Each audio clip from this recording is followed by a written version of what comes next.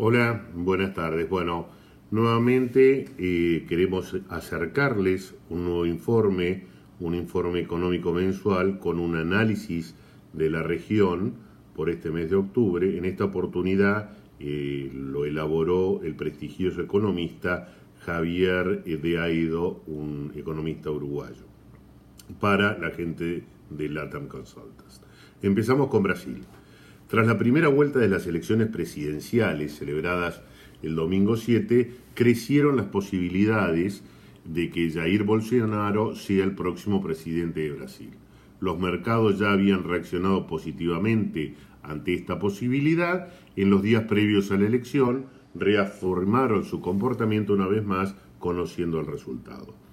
De todos modos, los desafíos que enfrentará el nuevo gobierno serán enormes. Partiendo de un déficit fiscal del orden del 7,5% del PBI y una deuda pública considerable y en ascenso, del 77,3% del PBI. Pero la complejidad será mayor desde el lado de la política por el elevado fraccionamiento del Parlamento que entrará en funciones con el nuevo gobierno y la imperiosa necesidad de formar una coalición que asegure la gobernabilidad. En este difícil contexto político se deberá aprobar una reforma del sistema de seguridad social que permita encaminar las cuentas públicas. Mientras tanto, se llegará al cambio de gobierno con indicadores macroeconómicos con signos mixtos. Lo mejor está en el sector externo, lo que lo diferencia de países en los que el déficit de cuenta corriente ha sido una piedra de toque de crisis cambiarias. Estamos hablando de Turquía, de Argentina. La cuenta corriente de la balanza de pagos tiene un déficit del 0,8% del PBI, pero la inversión extranjera directa es positiva en un 3,6% del PBI, por lo tanto el saldo del financiamiento externo, es decir, la suma de ambos conceptos, acá lo vemos claramente en el gráfico, es ampliamente favorable. Estamos hablando de la línea marrón, que es un 2,8% del PBI que tiene de balanza de pagos positiva Brasil.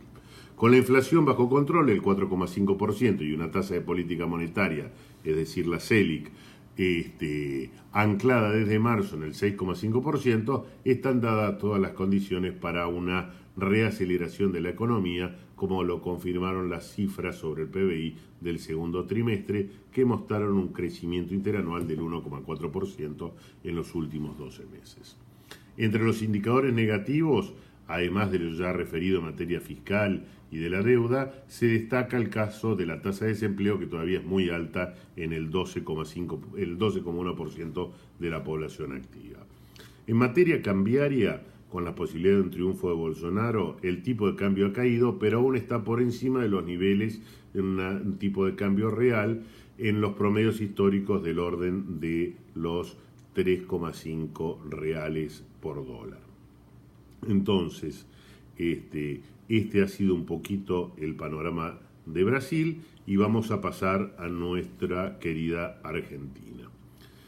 Tras el segundo acuerdo con el Fondo Monetario, la calma parece haber vuelto a los mercados de cambios, con el dólar bajando rumbo al piso de la nueva banda de flotación, pero a costo de mantener la política monetaria en niveles superiores al 70%, incompatible con una reactivación de la economía.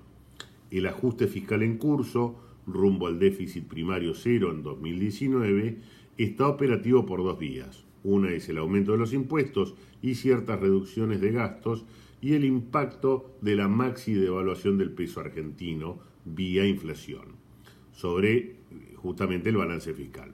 Porque una aceleración de la inflación coayuda al ajuste fiscal, y los ingresos acompañan la inflación contemporánea, mientras que el presupuesto grandemente indexado se ajusta meses después. La banda de flotación asimétrica, hay un compromiso de comprar dólares en su piso, pero cifras acotadas para vender en su techo. Está diseñada para que en condiciones normales el tipo de cambio se pegue al piso. En caso más que una banda de flotación, el régimen se parece a un crawling peg. deja de haber política monetaria activa y el ancla nominal pasa a ser la tasa de deslizamiento del tipo de cambio en el piso. Eso fue el caso de Uruguay en los 90. Claro, esta situación argentina aún dista de ser normal, pero mientras tanto tasas mayores al 70% conducen al mismo resultado. Salvo nuevas malas noticias, no debería tardar el dólar en que se encuentre en el piso de la banda. Aún en el mejor de los escenarios resultantes, en este último intento por encaminar la política económica, se sabe que hay tres aspectos que quedarán muy claros. Uno es una fuerte recesión económica. Dos, es un tipo de cambio real más alineado con los promedios históricos. Y inicialmente una mayor inflación, acá lo estamos viendo, con inflaciones mayores al 40% para este año, con evidente aumento de la pobreza. Las dudas que permanecen después de los anuncios y del nuevo acuerdo con el fondo se concentran sobre los consensos políticos y sociales que viabilicen las nuevas medidas. Y enseguida sobre quién encabezará el gobierno en el 2020 para saber si se podrá volverle a darle crédito a Argentina. Y ahora, bueno, finalmente pasamos a Uruguay. En Uruguay la agencia Fitch mantuvo la calificación de riesgo uruguaya, pero bajó su perspectiva de estable a negativa porque se corre el riesgo de que el año próximo se pierda el grado de inversión para esta agencia.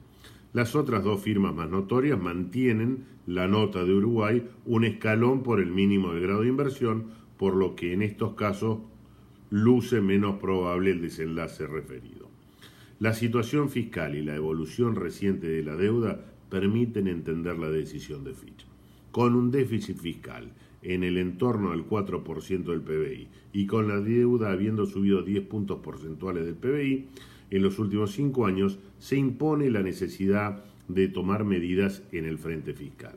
Adicionalmente, la perspectiva sobre el crecimiento de la económica viene menguando y se espera un impacto adverso desde una Argentina que pasó de ser muy cara a muy barata en pocos meses. Uruguay viene arrastrando desequilibrios en materia fiscal y de precios relativos, es decir, atraso cambiario, desde hace varios años. El mantenimiento de esta situación ha sido posible en la medida que el contexto externo ha sido benévolo, lo que ahora ha cambiado sin lugar a dudas. El impacto en Uruguay del abaratamiento y la recesión de Argentina será significativo. El país es el cliente principal de Uruguay y si se suman exportaciones de bienes, excluyendo zonas francas, y de turismos y compras, ahora lo vamos a ver bien en el cuadro. Sin embargo, a diferencia del pasado, ya no existe un riesgo de contagio del canal financiero por la escasa incidencia de los depósitos argentinos en Uruguay y la casi nula de los créditos argentinos desde los bancos uruguayos. Esto está muy distinto de lo que fue en el 82 y en el 2002, con lo cual se excluye la palabra crisis de un futuro previsible en Uruguay. Tampoco existe hoy el riesgo del impacto de una devaluación del peso sobre la relación deuda-PBI, porque una muy buena gestión ha llevado a pesificarla en proporción similar al PBI, por lo que las variaciones del tipo del cambio real ya no inciden en esta relación. Entonces, viendo un poco las exportaciones de bienes y turismos en el 2017, vemos que en el caso argentino la cantidad de exportaciones hacia Argentina es de 437 millones de dólares, en el caso del turismo de 1.597 o 2.000 millones de dólares, que es el 20% de las exportaciones totales uruguayas, mientras que en Brasil es el 16% y China el 15%. Bueno, con esto nos despedimos, esperando que este informe sea de vuestro interés y nos vemos en otra próxima ocasión. Muchas gracias.